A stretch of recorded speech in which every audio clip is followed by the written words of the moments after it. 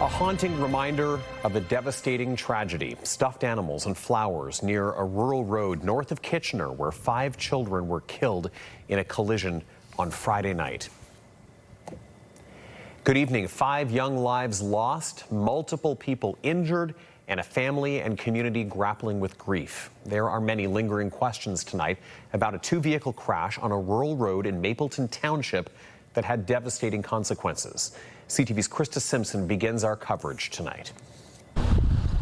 The crash happened at this intersection, 4th Line and Wellington Road 12 in Mapleton Township, involving a passenger van with 10 family members inside and an SUV with 1 occupant.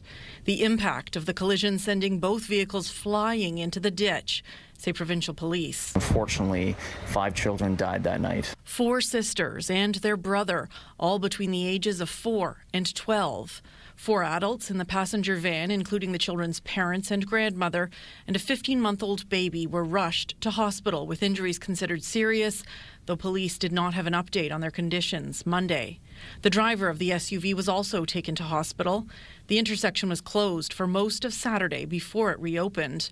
Monday, a few flowers and stuffed toys were placed in the crater left behind.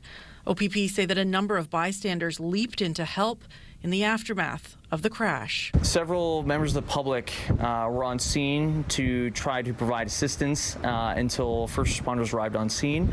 We want to thank the public for their assistance. We're also asking the public that you were there and you did see something to please give us a call. Numerous first responders also at the intersection Friday evening. We responded with the other agencies, OPP, paramedics, and Wellesley Township Fire. About 7 volunteer firefighters from Mapleton Township alone there to help. The fire chief saying they'll be supporting those first responders as they think of the family in this crash. Our people want to make sure that the family involved is being taken care of, and that everybody is focused on them. And what we do will come afterwards, and we'll take care of our people. Provincial police are still looking into what caused this crash, but they warn the investigation will likely take some time.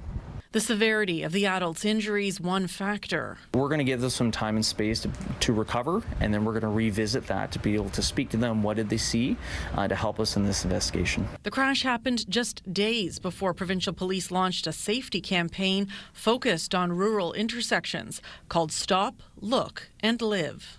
To ensure that people take their time approaching an intersection, make sure that you're safe, you look both ways, look again, because it could save a life. Krista Simpson, CTV News. Offerings of support are coming together for the large family impacted by this tragedy. We are hearing from the local Mennonite community, but also from civic leaders about the wider impact of this collision. CTV's Jeff Pickle has that part of the story. A small memorial for an unimaginable loss. 5 young lives lost at this rural intersection. For many in this area, like mayor of nearby Woolwich Township, it's hard to find the words. It's just a heart-wrenching situation, and hard to imagine, hard to process. Mayor Shant's one of several elected officials, like Ontario Premier Doug Ford and Prime Minister Mark Carney, to offer their sympathies and condolences. When you lose 5 young children in an unnecessary vehicle accident, it's hard for the community, it's hard for individuals. A GoFundMe said to be organized by one of the family's elder daughters not injured in the crash had raised more than $150,000 by early Monday evening, less than 24 hours after it was posted. So the Mennonite community is very diverse in our theology, in our practice, in our expressions of faith, and yet there are many commonalities that hold us together, that our value of community and belonging, barn-raising kind of culture, that we respond in the midst of tragedy. Kara Carter is a Mennonite pastor not associated with the family in the crash. Carter says the large Mennonite community is one that supports each other. We are known as a community that gathers around those who are suffering, and we bear that suffering together for sure. Carter says in these rural communities, road safety is a common concern. I travel back and forth to Elmira regularly, and traffic is heavy, and traffic is fast and not always safe. A message echoed by Mayor Shantz. Really encourage people to slow down, pay attention. People live there, kids play there. Jeff Pickle, CTV News, Kitchener. A man riding a lawn tractor was killed today in a collision with a vehicle in North Dumfries. It's the second serious collision along a stretch of Clyde Road in the last year. CTV's Karis Mapp has more. A section of Clyde Road in North Dumfries was closed for much of Monday following a serious crash. Earlier today at approximately 10:10 a.m., police responded to reports of a serious collision on Clyde Road. The collision involved a vehicle and a lawn tractor. The crash happened at Clydebank Drive just east of the Cambridge Golf Club. Waterloo Regional Police initially said the man had life-threatening injuries, but gave an update later in the day. The driver of the lawn tractor, a 51-year-old male, was pronounced deceased at the scene. The driver of the vehicle, a 16-year-old Cambridge female, reported no physical injuries. The roadway remained closed for several hours. The investigation is ongoing by our traffic services unit, and they're still looking for anyone who witnessed the collision or has dash cam footage of the collision to please contact them directly. North Dumfries Mayor Sue Foxton provided CTV News with a statement about the crash that reads, "Council, staff and myself are concerned for all involved. We cannot make judgments at this time until there is sufficient information. We cannot say what were the factors involved until there is a complete investigation, but we are saddened by the passing of the one individual and will keep their family in our hearts and prayers." This collision marks the second major crash along Clyde Road in the last 8 months. In October 2025, 4 teens were taken to hospital after a 15-year-old lost control of the vehicle she was driving and hit a hydro pole. The girl was later charged with speeding and stunt driving. But police say their investigation into today's crash is still in the early stages. The investigation ongoing, and investigators will determine the cause of the accident, and they will also look into determine if speed was a factor in this collision. Clyde Road reopened around 5 o'clock Monday evening. Karis Mapp, CTV News, North Dumfries. A repeat high-risk offender in Guelph who's considered a danger to women pled guilty today to another probation violation. Medani Johans was released from police custody back in February and rearrested hours later at a place he'd been told to stay away from. He remains behind bars now with 70 days left in his sentence. Once released, Johans will no longer allowed to be in Guelph's downtown core and will report to his probation officer via telephone to ensure he's not in violation of his geographical restrictions.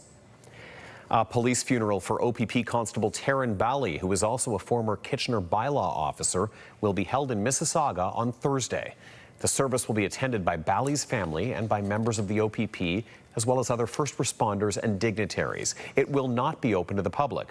Bally died after being struck by a vehicle last Tuesday, in the northern Ontario town of Hearst, while searching for a man who had escaped from a hospital. The 29-year-old had been serving with the OPP for 2.5 years. A new move meant to encourage home building in Waterloo. City councils agreed in principle to drop residential development fees by 30%, but it'll only happen if the city secures provincial and federal money meant to create room for lower fees by covering infrastructure projects for new homes. In this case, up to $14.7 million to cover up to 90% of some major work on Conservation Drive and Herbsville Road, meant to serve up to 2,800 new homes. Council was cautioned, though, that even if the money comes through, there's no guarantee that reducing development fees will result in more building. It's very difficult for us to say that this will for sure lead to the outcomes that the program is aiming to, which is more housing faster. We're kind of just being asked to approve this based on vibes, feels bad. Rising development fees have been a major thorn for developers, but have also become political, with the Premier encouraging local leaders to do more to cut them. Symbols of pride targeted at schools in Perth County. It was definitely unfortunate. It's not surprising in some ways, considering the events that we've heard about in Norwich and Markham and other places. Just ahead, 4 elementary schools face an act of disappointment in a month meant to be inclusive. Satellite and radar, a pretty clear sky across southwestern Ontario tonight. Just a little bit of cloud. Checking the temperatures. Feeling a lot fresher out there tonight. 14 degrees in Mount Forest, 18 in Goderich. And you see temperatures in the teens for most of southwestern Ontario. Single digits, though, in parts of central Ontario right now. Here's a look from earlier tonight at one of the Main Street patios in downtown Galt. Beautiful night to enjoy a patio, as long as you didn't mind a little bit of a cool breeze. Back with more news in 2 minutes. Download the CTV News app and stay on top of local stories as they unfold. We go to a dramatic scene unfolding. Customize your feed and watch live wherever you are. CTVKitchener.ca, your home for news.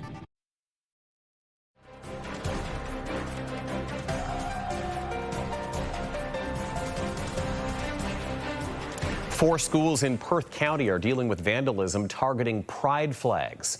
As CTV's Scott Miller reports, pride organizations are disappointed, but not surprised by this vandalism. 3 tiny pride flags flutter in the wind at the base of a flagpole outside Mapleton Township Public School near Atwood. The tiny flags are a temporary replacement for a flagpole holding a large pride flag and Canadian flag that was cut down by vandals sometime over the weekend. That was placed by a kindergartner who was just devastated that she saw that the flagpole was cut down. And so for her to take it upon herself to put those little flags up speaks mountains of support throughout our community. In all, 4 flagpoles displaying pride and Canadian flags at 4 Perth County elementary schools were chopped down by vandals over the weekend. Local pride organizations are upset by the vandalism, but sadly say they're getting used to it. It was definitely unfortunate. It's not surprising in some ways, considering the events that we've heard about in Norwich and Markham and other places. You know, it's something that you don't want to see in your community, but when it comes to being visible and transparent about pride, you do sometimes expect some backlash, unfortunately. And the Avon-Maitland District School Board, who just this year got pride flags displayed at all 39 of their schools, the weekend vandalism is being described as targeted and hateful. Well, what's frustrating and disappointing is racism and hate is expensive. So instead of allocating resources to students, I now have to replace 4 flagpoles that also carry the Canadian flag, which to me is also is a disaster when you think about you have that much hate where you're willing to sacrifice your own country. In nearby North Perth, where they've been flying the pride flag proudly for many years, there is condemnation of this hateful act. This is not who we are as a people. And there may be individuals who have some kind of political or religious agenda that they're prosecuting. And you know, there are better ways of doing it than what they've done. Police say they have 2 suspects caught on school surveillance cameras riding an ATV and carrying a saw outside the schools over the weekend. The school board says it may take some time, but the flagpoles, along with the pride flags and Canadian flag, will go back up outside the 4 schools as soon as possible. Although this has happened to us, we are assured that we will be putting the flagpoles back up and will not be deterred from any vandalism. As much as people say it's just a flag, it's just a parade, they're just making a fuss over nothing, it really is integral to community and inclusion. In Perth County, Scott Miller, CTV News. Now the latest on the OPSU strike. About 4,000 community service workers remain on the picket lines, forcing schools and therapy centers to shut their doors. That's left families of kids with autism scrambling to make other arrangements. CTV's Siobhan Morris has details.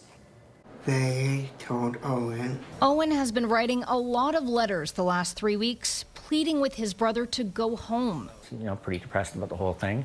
And we've tried to explain it, but we can't. Trying to explain that his group home for adults with developmental disabilities is closed. The community service workers who staff it are on strike, leaving Owen and his peers unmoored. Because he's connected to his room, his records, he's connected to his friends, his routines, like a Friday dance.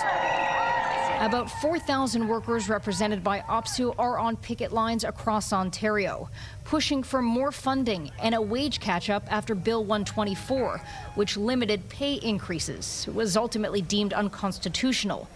Parents of kids with autism are struggling to make alternative arrangements. He told me, he cried. He said, I want to go back to school. I don't like stay home. The work stoppage is affecting 22 workplaces, including schools and therapy centers. These are the kids that everybody forgets about in their budget. There is an option for some online learning, but it's not enough. It's the emotional support, it's the social piece. You can't really just kind of hire a babysitter for kids like ours when unexpected things happen. It's like a rug was pulled under our feet. Annie Fayez says her 14-year-old son Zane has made incredible progress over the last year with fewer outbursts. Progress she fears is slipping away. He's also very anxious, so I might have to ask my doctors, his pediatrician, to increase his anxiety medicine. He's not doing great, and I'm really very worried about regression. All the family members affected by strikes say what they want is for the union and employers to really talk. Susan Cosgrove acknowledges there is a lot of passion in both camps. Both sides really feel like they're fighting for what is best for our kids, but the people who are losing out are the kids. Siobhan Morris, CTV News. A newly formed Ontario Dementia Task Force is bringing together more than 35 organizations from across the province. The task force is working to design a coordinated care model for people living with dementia and their care partners. The Alzheimer's Society of Ontario and the Brainwell Institute are leading the partnership. Officials say people struggle to navigate the current system, and that's who's driven the creation of this task force, with many families waiting years to receive a clear diagnosis and a plan for next steps. Well, later on CTV News, Wilfrid Laurier University recognizes a legacy of service. We will hear from one of Canada's oldest surviving Second World War veterans who was honored by the school. Well, it was a cool start to the week, but the rain is on its way. I'll let you know when you should take out that umbrella coming up in your full forecast. When you see it happen, send it to CTV News. Text 10400. From your screen to ours. Text 10400.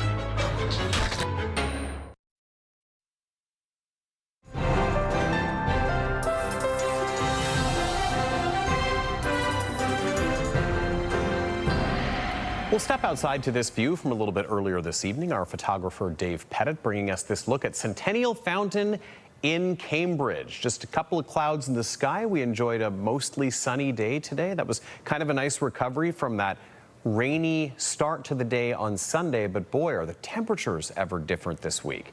And it's not just going to be the cooler air that we'll notice. In fact, these guys are giving us a sign of what's to come. The weather is going to be for the ducks over the next few days, expecting quite a bit of rain as we go through the week. Here's Alexandra Hollick with our forecast.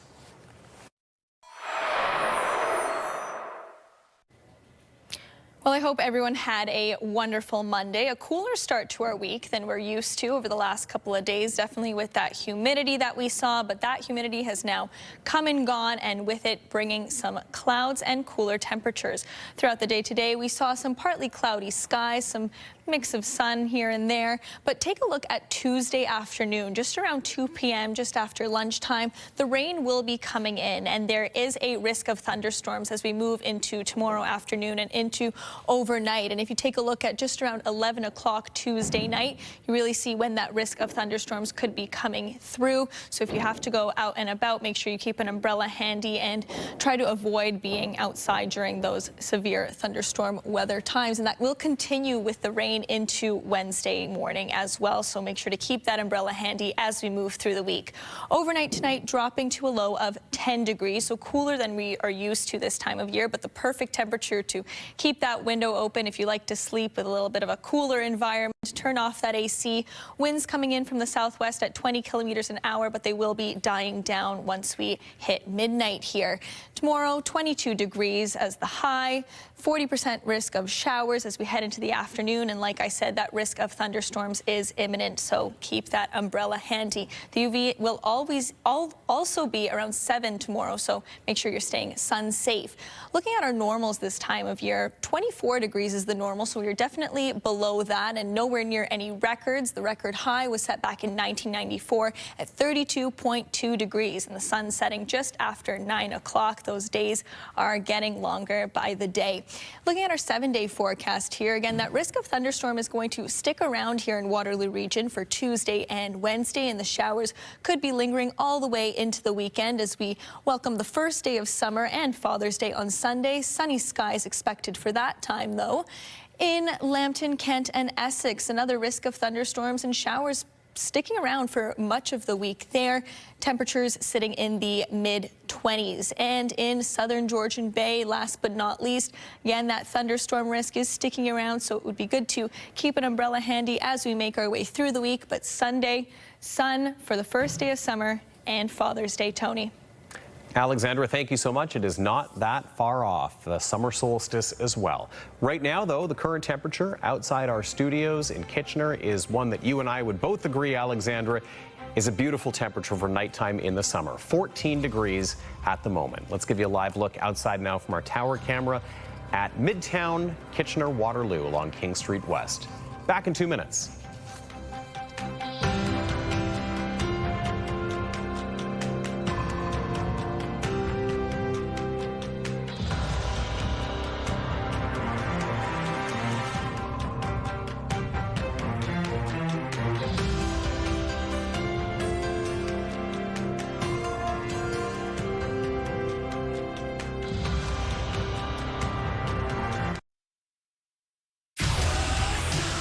KW's Bounce 99.5 has the music you just can't quit.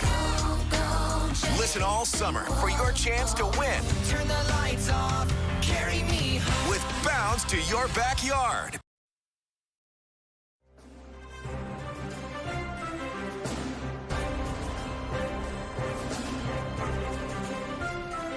Finally for us tonight, one of Canada's last surviving Second World War veterans is adding another honor to an already remarkable legacy. 102-year-old Sir George Beardshaw, who lives in London, received an honorary Doctor of Laws degree from Wilfrid Laurier University, recognizing a lifetime of service. CTV's Rita Ismail reports. George Herbert Beardshaw, by virtue of the authority vested in me as Chancellor, I admit you to the degree of Doctor of Laws, honoris causa. Congratulations. At 102 years old, Sir George Beardshaw is still collecting accolades and still keeping his sense of humor. Quit giving me awards. Yeah. Quit giving me, you gotta stop. The Second World War veteran received an honorary Doctor of Laws degree from Wilfrid Laurier University on June 9th. I'm so honored, to receive something like this.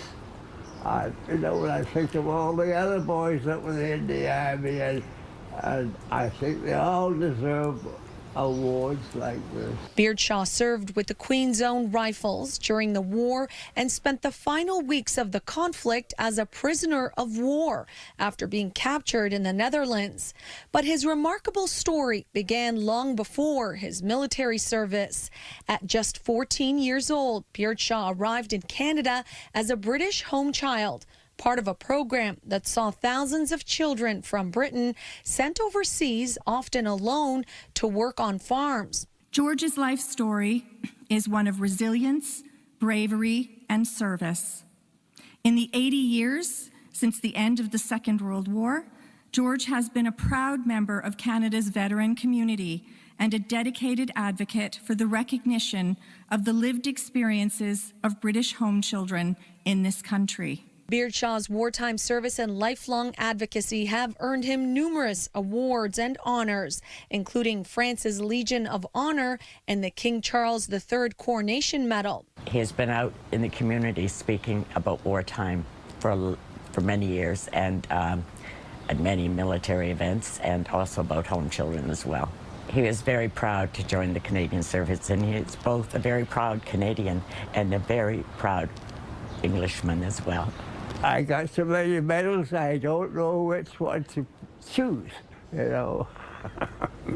Yeah. And while he may joke about receiving too many awards, those closest to him say his contributions to Canada will continue to be remembered for years to come. Rita Ismail, CTV News.